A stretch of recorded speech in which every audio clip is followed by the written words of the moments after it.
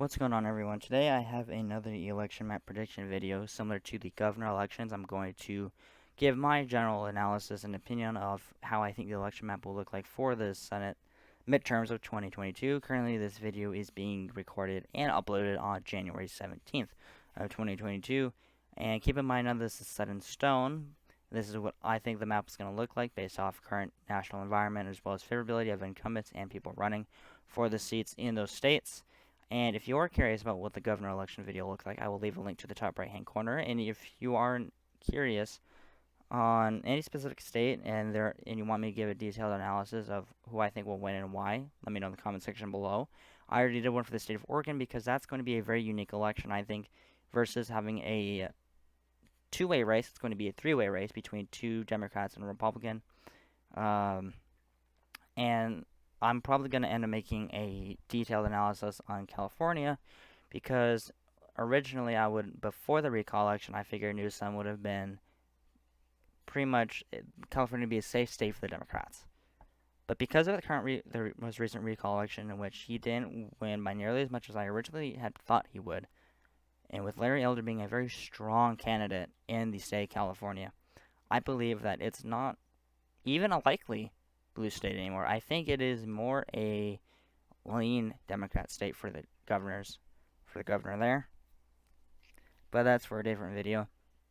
But anyways, to kind of start off here, we're gonna go left to right, and we're going to start off with the safe states Republicans. We got Alaska, we got Utah, we have North Dakota, South Dakota, Kansas, Oklahoma, Louisiana, Arkansas, Missouri, Iowa, Indiana, Kentucky, Ohio, Alabama, South Carolina, and Florida. And now we're going to move to the safe Democrats, or the safe states for the Democrats, which would be Washington, California. Oops, I forgot Idaho for Republicans. We got Illinois, New York, Vermont, Connecticut, and Maryland. So that's what I think the safe states for Democrats will be. We're going to go back through and we're going to take a look at likely to lean red states, and I'm thinking Nevada, Arizona are going to be likely Republican states. We got Georgia as a likely Republican state, and I'm going to put North Carolina as a lean Republican state, and I'm actually going to put Georgia as a lean Republican, my bad. I'm also going to put Pennsylvania as a lean Republican, and I'm going to put Wisconsin as a tilt Republican state. Now I'm going to put Oregon as a likely blue state, Colorado likewise, and New Hampshire as well, but as a likely blue state. Now I could end the video here and say, alright, that's what I think the map's going to look like at the end, but I want to give a more detailed analysis of why I believe this is what the map's going to look like, and I almost forgot Hawaii. Can't forget Hawaii. So, there's a couple states I really want to focus on, and Georgia's one of them, and Arizona's the other. And the reason why Georgia is because the two current Democratic senators, being John Ossoff and Raphael Warnock, are not exactly very favorable in that state currently. When they were elected in the previous special election cycle, against Loeffler and Perdue, even then they were not very favorable. They only won by like a couple points. And we kind of take a look at the popularity of Joe Biden. So let's take a look here. This is the disapproval rating as of right now, January 17th of 2022, and the approval rating of January 17th, 2022. He has a far higher disapproval rating than approval rating, and even then, I do not believe this is 100% accurate. I actually think it's a little bit more spread out. I do believe his disapproval rating is actually higher than it is. I'd say more likely 57, 58% disapproval rating. Disapproval rating more down maybe towards between 33 and 37, 38%. That's what I believe is approval rating, because when you take a look at the favorability between the general public is not exactly very favorable towards Joe Biden. Likewise, when it came to President Donald Trump was actually far more favorable than Joe Biden at this current time in his current election, or his current term of president. So when it comes to Georgia, I don't think Stacey Abrams is going to have a big enough impact, just because when she lost by over, I think it was like 80,000 votes. And I can look real quick. I think it was about 70,000 votes, but I can look real quick. The Georgia governor election. Take a look here. Yeah, Stacey Abrams was the Democrat primary, or was the Democratic nominee. And if I look here, maybe. Yeah, here we go. Brian Kemp won by, do the math, that's about 30, 40, 50, 60, 70. Okay, that's more about 60,000 votes. I was off by about 20,000, which is pretty big difference. And I think Brian Kemp's going to win his re-election. I do believe he's going to win re-election. I don't think Stacey Abrams is going to have the impact she needs to win that state, only because as of right now, she tends to be not very favorable in terms of a candidate anymore. She was a somewhat strong candidate back in 2018, or was it 2016? Let's take a look real quick. I think it was it was 2018.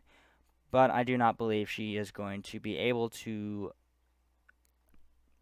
win the state of Georgia, either for the current incumbents and Senate, nor do I believe she's going to win the governor's seat there. I do believe whoever is running in Georgia, and we can take a look real quick too.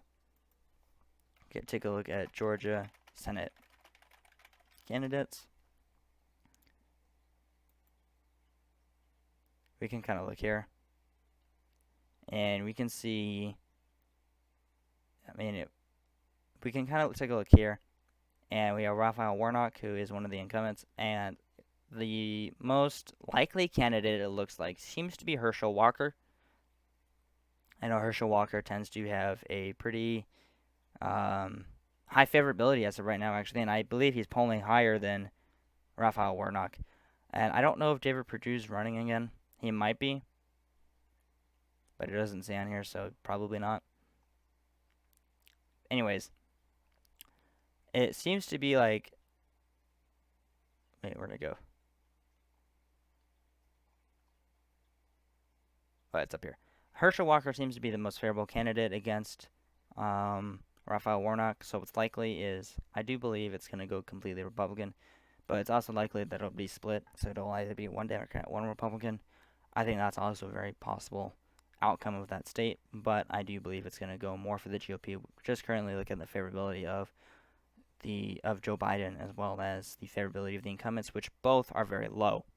Now I want to take a look at Arizona, and Arizona is an interesting state, and I was very torn whether or not to put this as a tilt blue state or a lean Republican state. And the reason is because when we take a look here at Arizona, we can take a look at the current people that are in the state, as Mark Kelly and Kyrsten Sinema.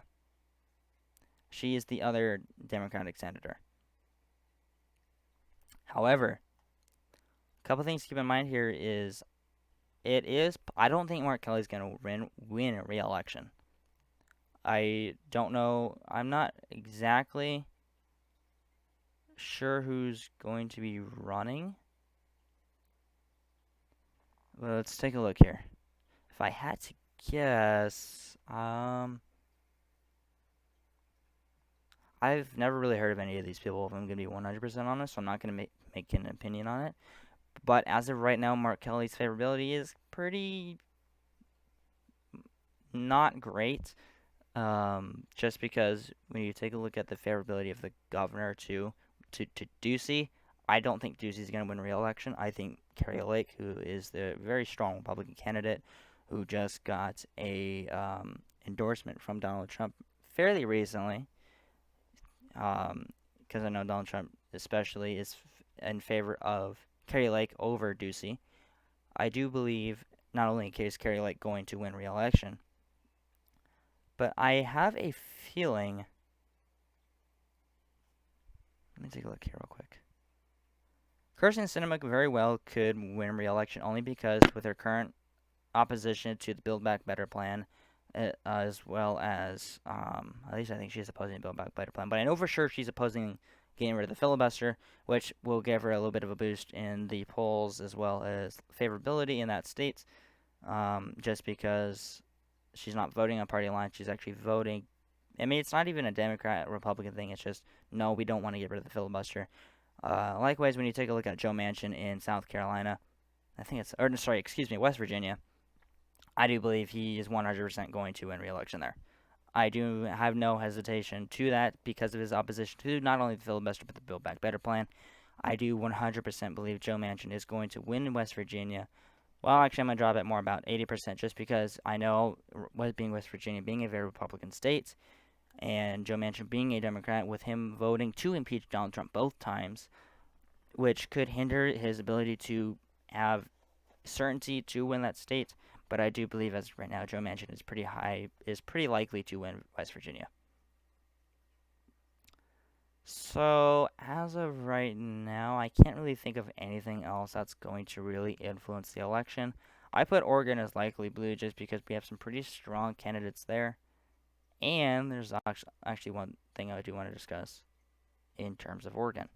We take a look at Oregon Senate candidates. Take a look here.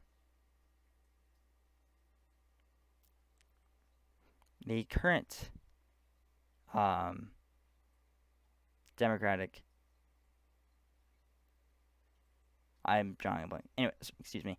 The current senators in Oregon are currently Ron Wyden and Jeff Merkley, who are, and if I remember correctly, Ron Wyden is actually not running for re-election. If I remember correctly. I don't really know of any strong candidates in terms of anyone who could be running against Ron Wyden, or not against Ron Wyden, but for I'm drawing a blank here.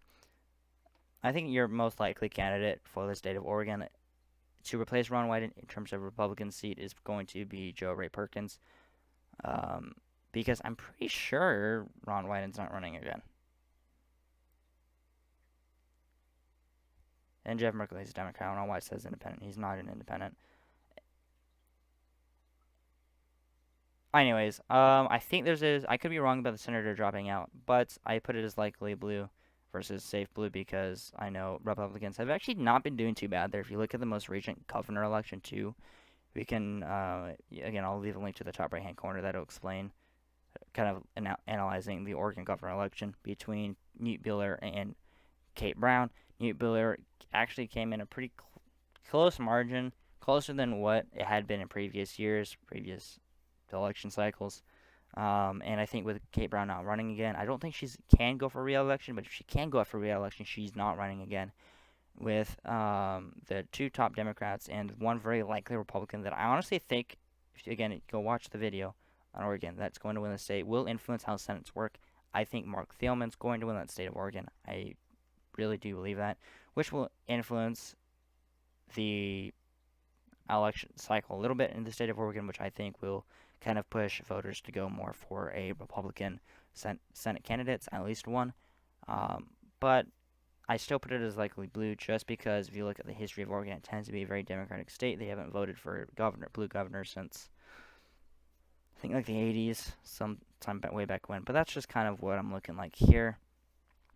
But that's just kind of the final map of what I have right here. The next video I will make is going to analyze California and what I think the election is going to look like there, how I think the governor is going to, or how I think the governor election is going to work, and do I think Governor Newsom is going to win the state. That's all going to be in the next video.